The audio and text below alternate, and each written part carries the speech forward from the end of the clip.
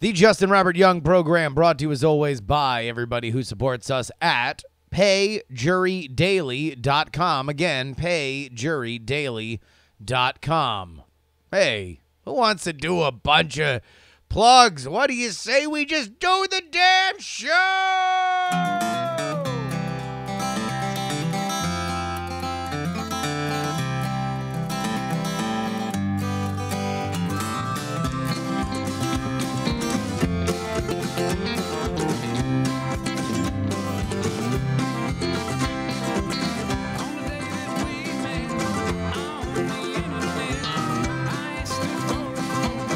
Oh,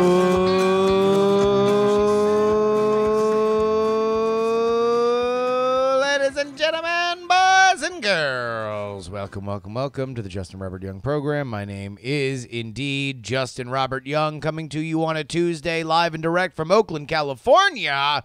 We are on day two of College is a Sham week. But this is the nice day. This is the day where I prove that I am not just a Visigoth. I am no barbarian demanding that I shatter all of your fine china, all of the elements of modernity for the sake of justice. No. I am here as a learned man giving learned criticism. So I will prove my worth. I will prove my worth to you by displaying my knowledge of why college is valuable.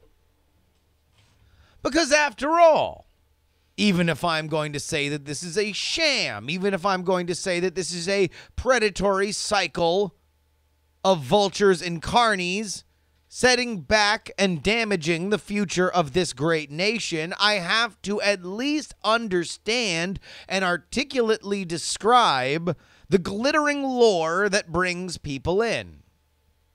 For those of you who are only listening to this for the first time, I am indeed a graduate of a 4-year university. I went away to college as well. That was something that I was very invested in. I needed to get the hell out of where I grew up. Not because I didn't love where I grew up. I do still love the area of South Florida. But I was very much a believer of new experiences. I'd moved around a lot when I was a kid, so there was no way that I wanted to spend a lot of time still in the same area that I had grown up. I needed to go. I had to spread my wings. I've told this story a couple times before, but I'll tell it again here now. I applied to 4 schools. I knew I wanted to go to school for journalism. The best journalism school that I was applying to was at Syracuse University. I got into it. This was my first letter. Ooh. Loving it. Oh, I was on cloud 9. Walking on sunshine. I got into my number 1 school. And then I got my next letter, and that was from New York University. Rejected. Fine. 1 for 1. 1 for 1. Who cares? And then the next one, Boston University. Rejected. Oh. And then yet another one. This time, the final blow. The final stab to my heart. My safety school. The University of Florida. Rejected.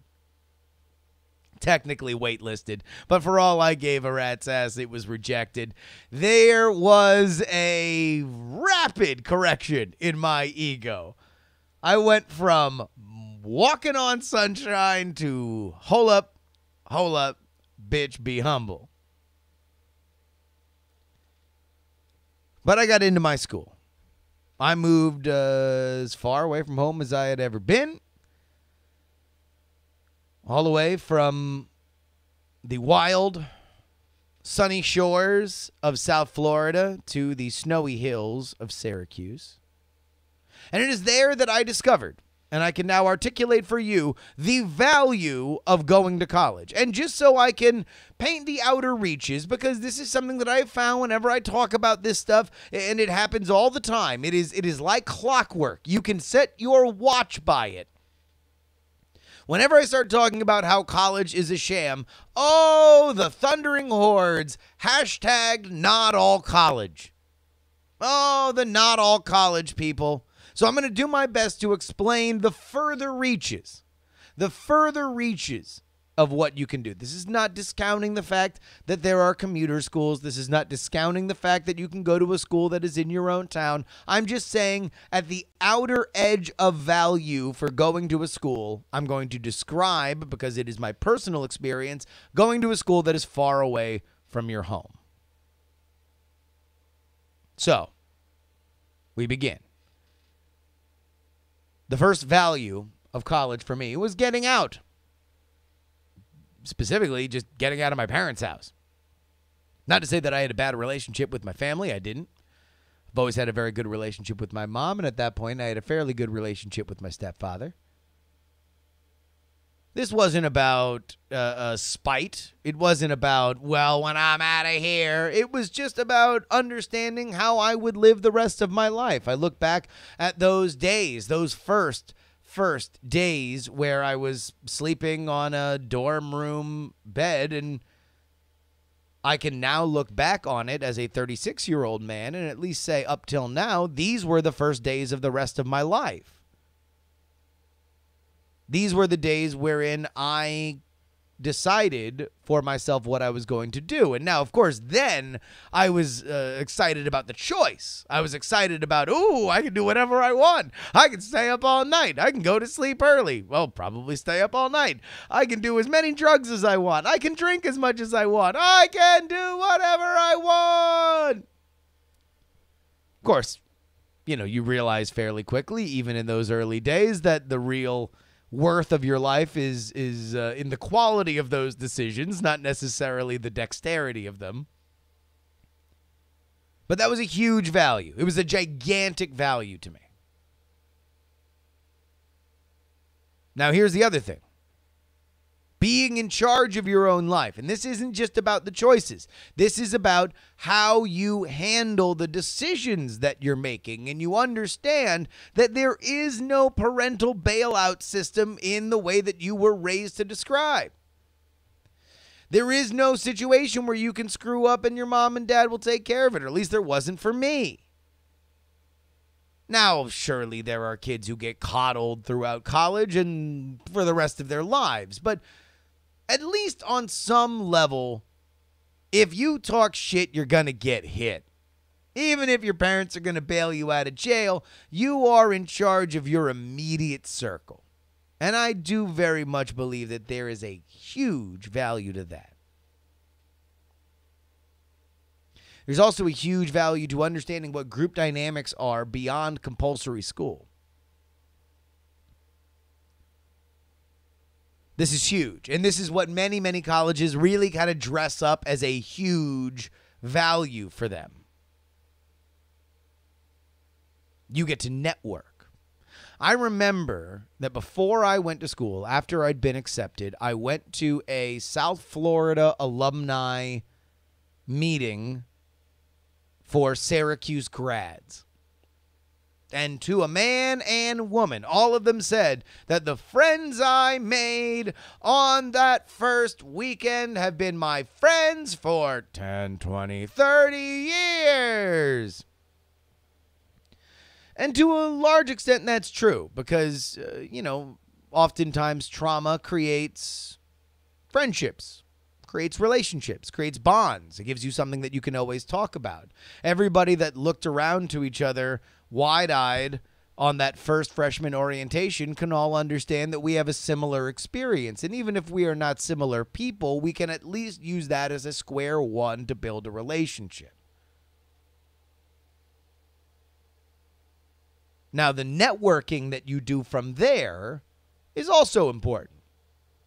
And oftentimes, in a collegiate setting, it spreads far beyond the people that you met. It's also people that you are going to hire, and you just like the fact that they have the name that you have on your diploma on theirs. This is certainly a value, and I learned quite a lot from it because these relationships are similar but not identical to the relationships that you make in elementary school, middle school, high school. those are almost relationships like I would assume you would have to make in prison. Nobody's going anywhere. Everyone's going to have to deal with this kind of stuff. When you get into college, things are a little bit more spread out. Everybody has a moment to sort of reassess their relationship. You know, all the embarrassing things I did in college, I had to tell people about. The embarrassing things I did in high school, everybody knew.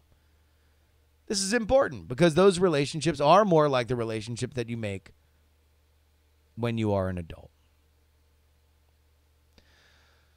And I guess I would also list amongst the value of college is the stuff you learn. You know, if you're going to go to that many classes, you're eventually going to learn something, right? College courses are kind of like homeopathic TED Talks. You know, they take what you could probably learn in about a half hour and spread it out over 6 months. And some of the tests matter and some of the tests don't, and some of the professors are good and some of the professors are garbage, and some of the professors are nice and other professors are trying to have sex with the pretty girls. There's really all sorts and all kinds. So I guess every once in a while, statistically, you're probably going to walk out of college having learned something. And I guess that is of some kind of value. It is just, for me, a distant fourth to how you guys, or to those other three.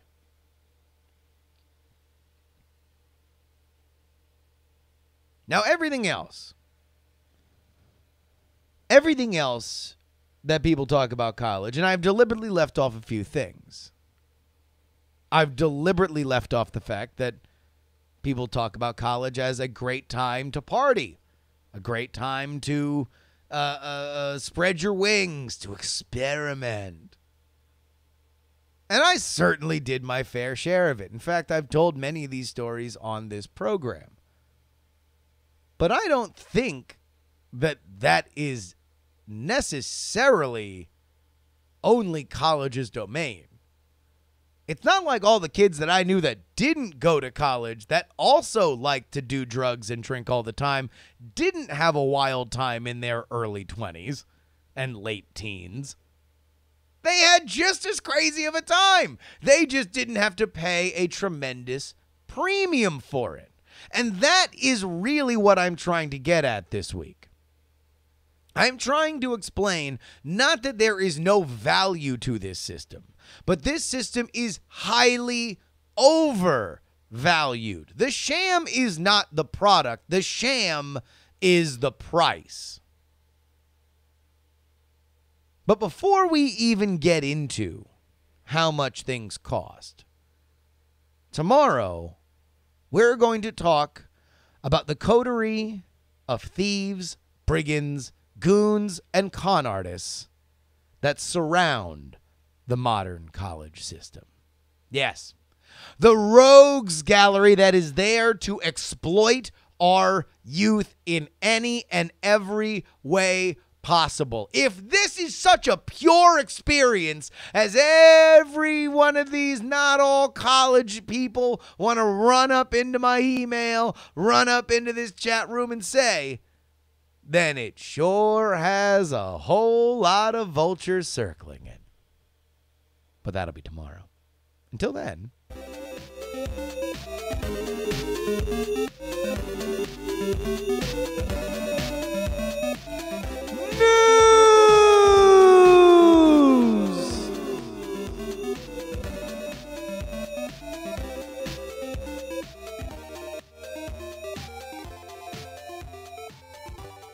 This is a story that got quite a bit of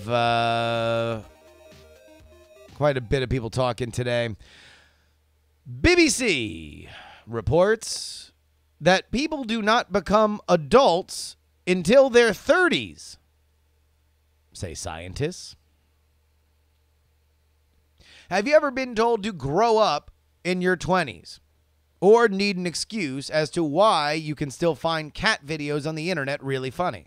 Well, now you might have an official reason as to why you're not acting like a mature adult. People say that people don't become fully adult until their 30s, according to brain scientists. Currently, the UK law says you can be a mature adult when you reach the age of 18. Scientists who study the brain and nervous system say that the age in which you become an adult is different for everyone. Research suggests people of age 18 are still going through changes in the brain, which can affect behavior and make them likely to develop mental health disorders.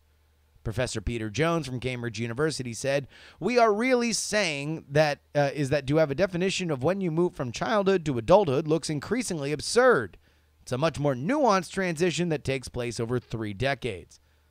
I guess systems like the education system, the health system, and the legal system make it convenient for themselves by having these definitions."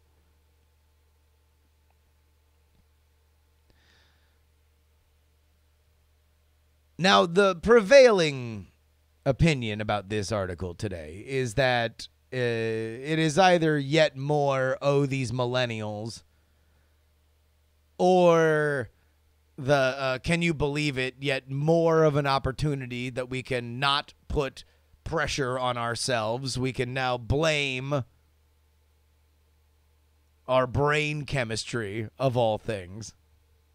And then, of course, I've seen a few of the political variant of this taking Nancy Pelosi to task for saying last week that she would be in favor of lowering the age to vote to 16. But I'm here to say, I don't know if this is wrong. I mean, I would say that I probably, if I was going to break up my life, if I was going to say, that my life had phases, it would probably be, prehistory being everything I can't remember, to whatever, 3 or 4 when I first start remembering things, till about, let's go to pre-puberty. We'll take that one up to 11, understanding that everything in that phase is something a little bit different. So it's a little, you could probably chop that up into smaller ones, but just for the sake of time, let's keep it at age 3 to 11, right? And then you have puberty. And I would say that pretty much lasted until I was 17.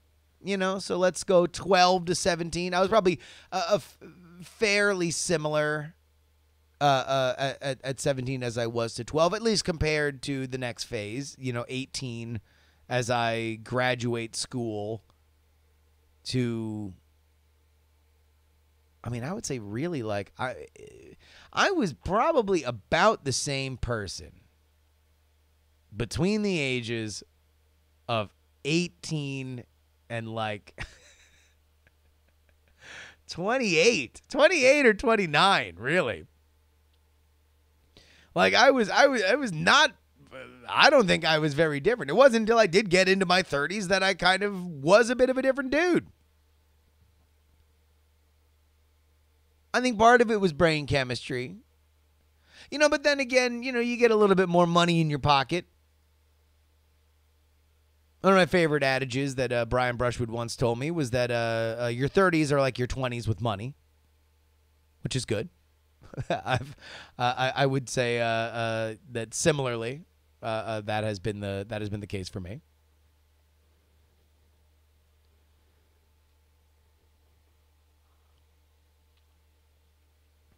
But I don't know. I don't know why people are so upset about this story today. It doesn't seem all that shocking to me. Oh well. Maybe people just like being upset on the internet. We could find that out for ourselves. In fact, what do you say we do?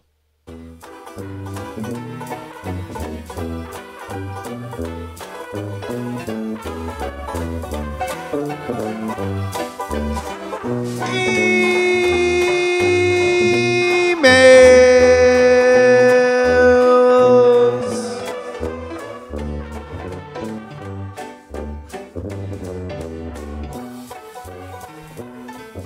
You can always email me, jurydaily@gmail.com. Again, jurydaily@gmail.com.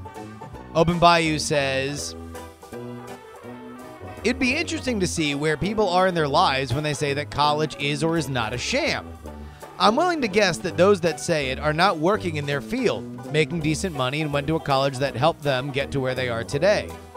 Those that say it is a sham are probably $60,000 in debt, working $8.25 an hour, and have a history, English, philosophy major because they've been told to get a degree, no matter the major, because you'll make more money if you have more than if you have a high school degree if you can't graduate with a university studies degree. I take umbrage to that, Open Bayou. I personally have been pioneering the college is a sham argument from about a semester into college. I will say that most people that I know that are dismissive about the college experience, or at least understand it, that it was just a tool to be used, and that being said, a very expensive tool, probably an overly expensive tool, that I, in my life at least, are self-made people.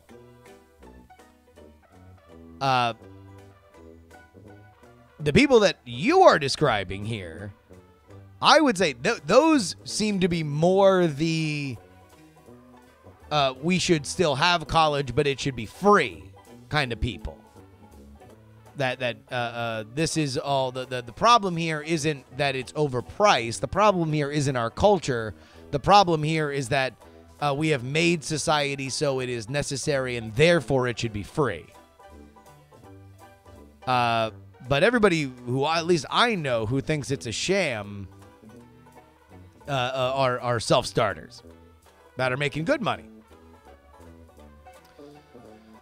Ken writes, I heard a professor, one of the few who actually give a F, say, quote, education is the only thing people will pay for and be happy to not receive, end quote. I think that's at the heart of this problem. Kids aren't paying for an education, they're paying for a piece of paper. To use your analogy, these kids aren't paying for a printing press. They're paying for a letter of opinion from a qualified professional stating the graduate could therefore theoretically own and operate a printing press. These kids walk into Game Theory Economics and Eastern Mysticism 101, and they're elated that the professor is spooling up Forrest Gump on the old reel-to-reel. I might be conflating a few different memories here. If you're a professor and the kids are more than happy just to spend the day watching old Monty Python bits, and the parents don't really care as long as the kid gets their all-important piece of paper, then why put in the extra effort? TLDR, I think Brian Brushwood ought to turn his compound into a, quote, college campus and charge us all exorbitant fees to watch movies from a reel-to-reel. Don't disagree. JD writes, after being told that I had to take either bowling or archery at a New York community college where I was paying completely out of pocket for my tuition, no student aid or scholarships, and buy a textbook written by the department chair, not that I doubt the chair of my engineering department for a rural community college is in any way not the best qualified to write a textbook, every year for $140 to buy the current edition of this dude's textbook, I dropped out and got myself a blue-collar job, decent money, steady work, and I'm pretty happy at an assembly as an assembly monkey instead of an engineer. That being said, I've caught fire at least once a year for a decade now from these old fucking welding robots shooting fire in the wrong direction.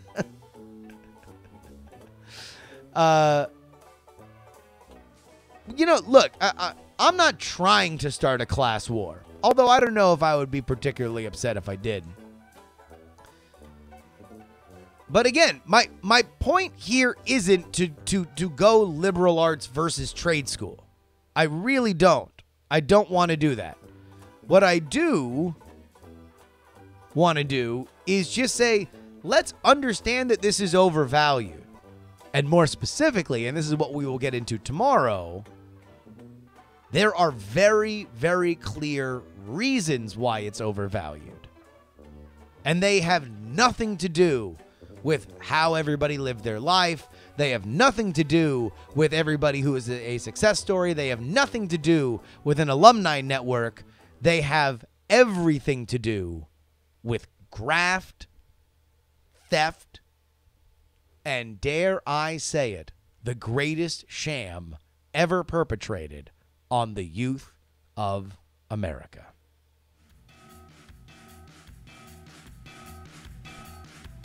I want to thank our producers, Bill, Dustin, BioCow, Robert H., Brian C., M., Trey the Melodica Man, Adam, Middle-Aged Mike, and Dave.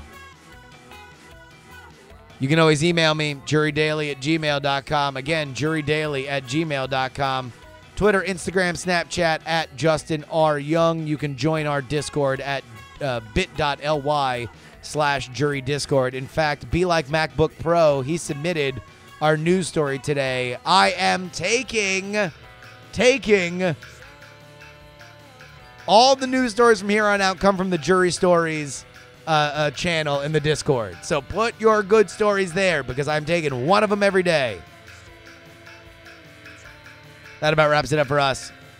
Until tomorrow, is your old boy, Justin Robert Young, asking you to please give a round of applause to Mr. Wacky. But also, please, don't.